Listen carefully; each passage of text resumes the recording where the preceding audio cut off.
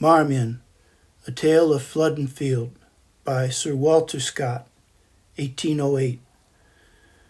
The train has left the hills of Braid, the barrier guard have open made, so Lindesay bade the palisade that closed the tented ground. Their men, the warders, backward drew and carried pikes as they rode through into its ample bound.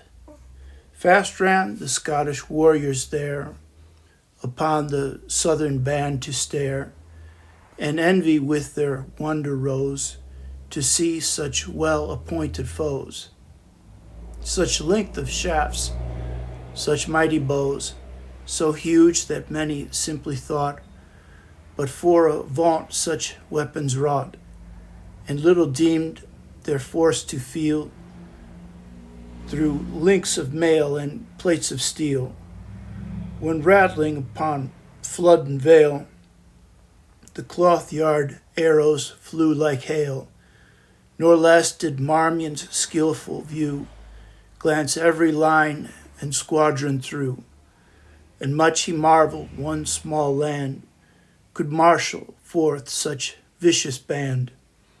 Thus through the Scottish camp they passed, and reached the city gate at last, where all around a wakeful guard, armed burghers kept their watch and ward. Well had they cause of jealous fear, when lay encamped in fields so near, the borderer and the mountaineer. As though the bustling streets they go, all was alive with martial show. At every turn, with din and clang, the armor's anvil clashed and rang, or toiled the swarthy smith to wheel the bar that arms the charger's heel, or axe or falchion to the side of jarring grindstone was applied. The lion led to lodging meet, which high o'erlooked the crowded street. There must the baron rest till past the hour of vespertide, and then to Holy Rood must ride. Such was the king's behest. Meanwhile the lion's care assigns a banquet rich and costly wines to Marmion and his train, and when the appointed hour succeeds, the baron dons his peaceful weeds, and following Lindesay as he leads, the palace halls they gain. Old Holy Rood rung merrily that night with wassail, mirth, and glee. King James within her princely bower feasted the chiefs of Scotland's power, summoned to spend the parting hour, for he had charged that his array should southward march by break of day. Through the mixed crowd of glee and game, the king to greet Lord Marmion came. While reverent all made room, an easy task it was, I trow, King James's manly form to know, although his courtesy to show he doffed to Marmion, bending low, his broidered cap and plume. And Marmion deemed he ne'er had seen a prince of such a noble mien. The monarch's form was middle size, for feat of strength or exercise, shaped in proportion fair. And hazel was his eagle eye, and auburn of the darkest dye, his short curled beard and hair. Light was his footstep in the dance, and firm his stirrup in the lists. And oh, he had that merry glance that seldom ladies' hearts resist. Lightly from fair to fair he flew, and loved to plead, lament, and sue. Sued lightly won and short-lived pain, for monarchs seldom sigh in vain. I said he joyed in banquet bower, but mid his mirth 'twas often strange how suddenly his cheer would change, his look o'ercast and lower, if in a sudden turn he felt the pressure of his iron belt that bound his breast in penance pain, in memory of his father slain. Even so, 'twas strange, however, more, soon as the passing pang was o'er, forward he rushed with double glees into the stream of revelry. O'er James's heart, the courtiers say, Sir Hugh the Heron's wife held sway, nor to that lady free alone did the gay king allegiance own. For the fair Queen of France sent him a turquoise ring and glove, and charged him as her knight in love for her to break a lance. And thus for France's queen he dressed his manly limbs in mailed vest, and thus admitted English fair his inmost counsels still to share. And thus for both he madly planned the ruin of himself and land. And yet, the sooth to tell, nor England's fair, nor France's queen, were worth one pearl drop bright and sheen from Margaret's eyes that fell, his own Queen Margaret, who in Lithgow's bower all lonely sat, and wept the weary hour. The queen sits lone in Lithgow pile, and weeps the weary day, the war against her native soil, her monarch's risk in battle broil, and in gay Holyrood, the while Dame Heron rises with a smile upon the harp to play. Lady Heron's Song, Lochinvar. O young Lochinvar is come out of the west. Through all the wide border his steed was the best, and save his good broadsword he weapon had none. He rode all unarmed, and he rode all alone. So faithful in love, and so dauntless in war, there never was knight like the young Lochinvar. He stayed not for brake, he stayed not for stone. He swam the Eske river, where ford there was none. But ere he alighted at Netherby gate, the bride had consented, the gallant came late. For a laggard in love and a dastard in war was to wed the fair Ellen of Braid Lochinvar. So boldly he entered the Netherby hall, among bridesmen and kinsmen and brothers and all. Then spoke the bride's father, his hand on his sword, for the poor craven bridegroom said never a word. O come ye in peace here, or come ye in war, or to dance at our bridal, young Lord Lochinvar?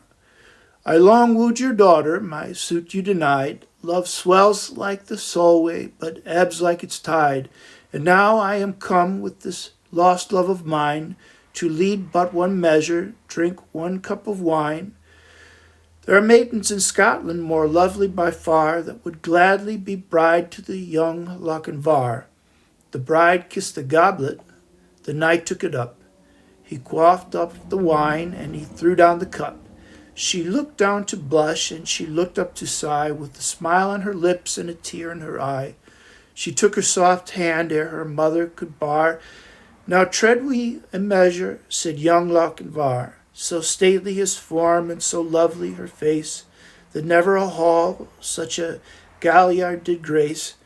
While her mother did fret, and her father did fume, and the bridegroom stood dangling his bonnet and plume, and the bride maidens whispered, 'Twere better by far to have matched our fair cousin with young Lochinvar. One touch to her hand, and one word to her ear, when they reached the hall door, and the charger stood near. So light to the croup the fair lady he swung, so light to the saddle before he had sprung. She is won, we are gone over bank, bush, and scar. They'll have fleet steeds that follow, quoth young Lochinvar. There was mounting 'mong games of the Netherby clan, Foresters, Fenwicks, and Musgraves they rode and they ran. There was racing and chasing in Canterbury Lee, but the lost bride of Netherby ne'er did they see. so daring in love and so dauntless in war. Have ye e'er heard a gallant like young Lochinvar? Leave we now these revels now to tell what in St. Hilda's maids befell, whose galley as they sailed again to Whitby by a Scot was ta'en. Now at Dunedin did they bide, till James should of their fate decide, and soon by his command were gently summoned to prepare to journey under Marmion's care, as escort honored safe and fair again to English land. Their lodging, so the king assigned, to Marmion's as their guardian joined, and thus it fell that passing nigh, the palmer caught the abbess's eye, who warned him by a scroll she had a secret to reveal, that much concerned the church's weal and health of sinner's soul. And with deep change of secrecy, she named a place to meet within an open balcony that hung from dizzy pitch and high above the stately street, to which, as common to each home at night, they meet, and might in secret come, at night in secret.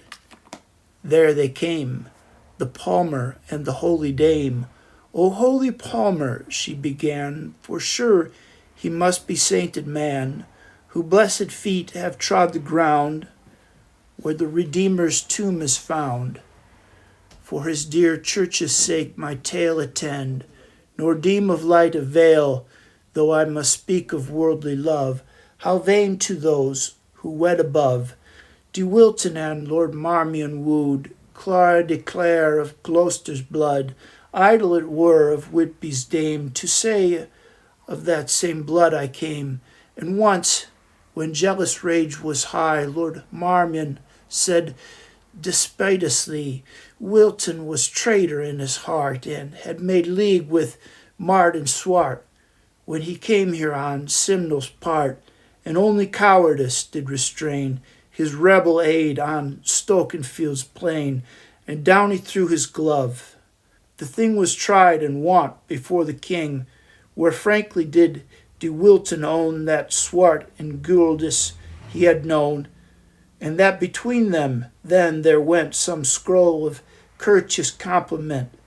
For this he to his castle sent, but when his messengers returned, judge how De Wilton's fury burned. For in his packet were laid letters that claimed disloyal aid, and proved King Henry's cause betrayed his fame. Thus blighted in the field, he strove to clear by spear and shield. To clear his fame in vain he strove, for wondrous are his ways above. Perchance some form was unobserved, perchance in prayer or faith he served. Else how could guiltless champion quail, or how the blessed ordeal fail? His squire, who now De Wilton saw as recreant, doomed to suffer law, repentant, owned in vain, that while he had the scrolls in care, a stranger maiden passing fair had drenched him with a beverage rare, his words no faith could gain. With Clare alone he credence won, who rather than wed Marmion, did to St. Hilda's shrine repair, to give our house her living's fare, and die a vestal's voutress there.